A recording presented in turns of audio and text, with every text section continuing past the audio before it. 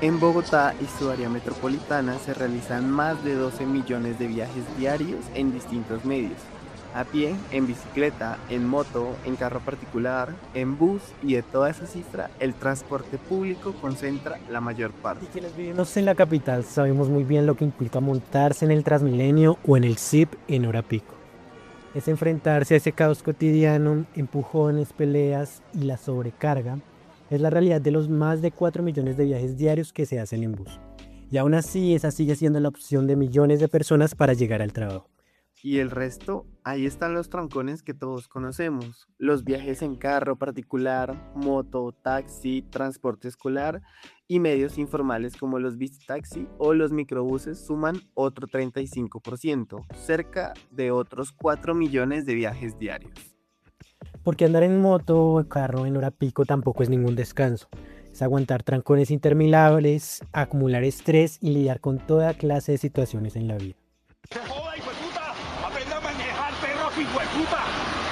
¡Cerrando a su puta madre! ¡Perro! ¡Mal parido, perro! Por eso, hoy les queremos presentar el panorama de los medios de transporte sostenibles en Bogotá. Y cuando hablamos de movilidad sostenible no nos referimos únicamente a la movilidad eléctrica. Hablamos de todas las formas de transportarse sin depender de combustibles fósiles. Para sorpresa de muchos, incluidos nosotros, los viajes a pie representan el 28% del total, cerca de 3 millones de trayectos diarios, una cifra considerable y, hay que reconocerlo, sorprendente. Sin embargo, para la mayoría esa es una opción inviable. En promedio, los bogotanos viven entre 10 y 50 kilómetros de sus lugares de trabajo. Y más del 66% de las personas tarda más de una hora por trayecto. Eso obedece a una concentración histórica. Localidades como Usaquén, Santa Fe o Chapinero agrupan una gran cantidad de empresas e instituciones educativas y de salud. Aunque hay intentos de descentralización, sigue siendo un problema difícil de resolver. Frente a eso han surgido propuestas muy interesantes. Una de las más discutidas es la ciudad de los 15 minutos del urbanista colombiano Carlos Moreno. La idea de que cualquier necesidad básica debería estar a no más de 15 minutos a pie o en bicicleta. Hay casos inspiradores como el de los Países Bajos, donde las políticas públicas, infraestructura y toda la cultura alrededor de la bicicleta han convertido a este país en la capital mundial del ciclismo, donde hay más bicicletas que habitantes. Pero cuando intentamos replicar esos métodos en una ciudad andina y latinoamericana como Bogotá, aparecen obstáculos concretos que no podemos ignorar. El primero es la topografía. Bogotá está situada en un altiplano y muchos de los barrios trepan por las laderas de los cerros. Entonces, pedirle a las personas que se sumen a la bicicleta así sin más no es muy realista. El segundo es la seguridad. Cada día se roban 11 bicicletas en el área metropolitana. La cifra ha bajado en los últimos años, pero sigue siendo un desincentivo importante. Y el tercero es la infraestructura. Bogotá cuenta con 600 kilómetros de ciclovías, una de las redes más extensas de Latinoamérica, pero quienes nos movemos en bicicleta por la ciudad sabemos que muchas de estas vías no están en condiciones óptimas. Peatones que no las respetan, vendedores que las ocupan, carros mal parqueados y tramos enteros sin mantenimientos, llenos de huecos y charcos. Pero no todo es negativo. Según la encuesta distrital de movilidad del 2024, los viajes en bicicleta han crecido alrededor del 2% entre cada medición. Un avance real con beneficios claros para la salud y el medio ambiente. Hoy además la bicicleta queremos hablar de otros medios de transporte sostenibles que han ganado terreno en los últimos años y que pueden responder a algunas de las dificultades que mencionamos, como las distancias largas, las pendientes o la inseguridad.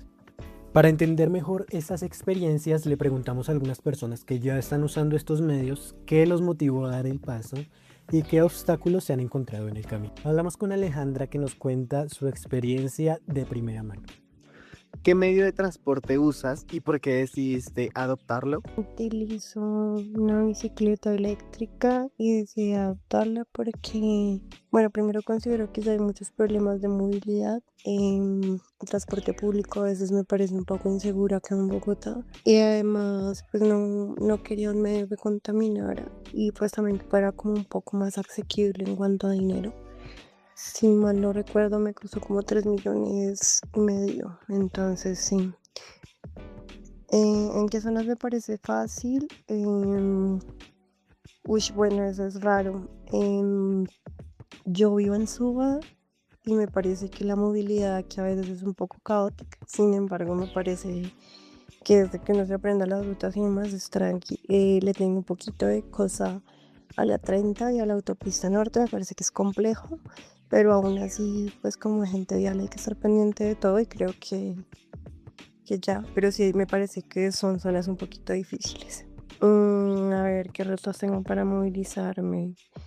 Que no depende como solo de mí, sino también de los demás, cómo sea mi viaje, así que tienes que estar muy pendiente de todos los demás, tener mucho cuidado, evitar, en mi caso, pues filtrar el movimiento y demás, porque mi velocidad máxima es de 45 kilómetros por hora, entonces puede ser riesgoso para mí o incluso para los demás.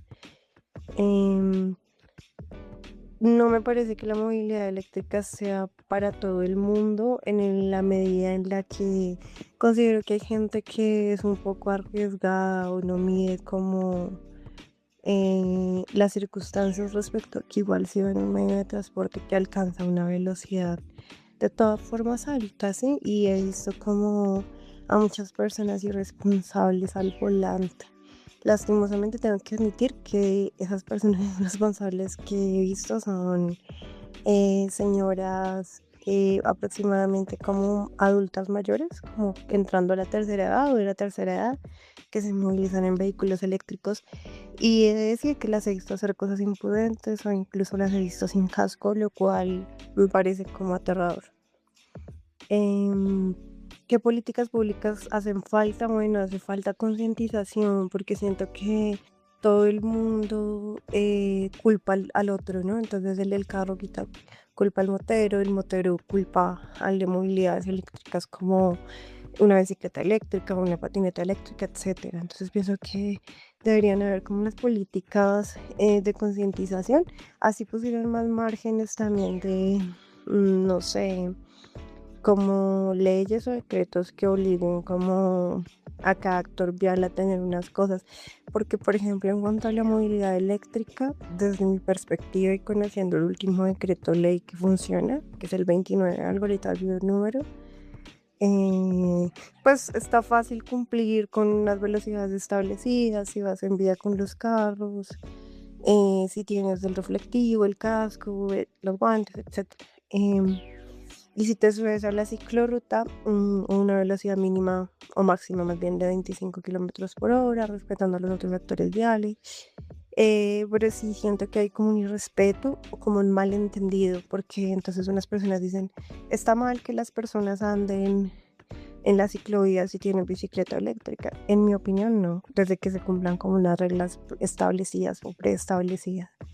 Y he visto pues en todos los tipos de vías a gente realizando cosas imprudentes, a los ciclistas por ejemplo también. Entonces pienso que es más como de ver qué se puede hacer para en un lugar como en Bogotá establecer como un poco más de civismo básicamente. También conversamos con Maggie, que tiene su propia historia. Bueno, en este caso yo estoy utilizando una bicicleta eléctrica, ya que pues para mí es una opción mucho más práctica para moverme por toda la ciudad y pues porque también me ayuda pues a ahorrar un poco de tiempo y de dinero. ¿En qué zonas es más fácil y más difícil moverte por la ciudad? Bueno, se me facilita un poco más moverme por zonas donde hay ciclorrutas o vías amplias. Lo más difícil siento que son las zonas con mucho tráfico, huecos o donde pues el espacio es demasiado reducido y pues que no está pensado pues para ese tipo de transporte. ¿Qué retos tienes para movilizarte cotidianamente en tu medio de transporte? Bueno, siento que uno de los retos es el tema de la seguridad vial, porque pues muchas veces no hay suficiente respeto entre pues la gente que va conduciendo en carro o moto, entonces Eso dificulta bastante y es uno de los retos más difíciles. Y pues también que llega también a influir un poco el tema como del clima, el estado de las calles. eh, Ese tema como de infraestructura pues afecta bastante también.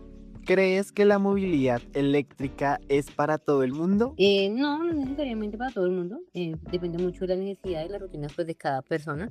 Hay personas que necesitan pues, proyectos más cortos, otros más largos, entonces depende mucho de eso. También depende de lo que use su día a día, si tienen que llevar cosas pesadas o cosas ligeras, eso pues también funciona bastante.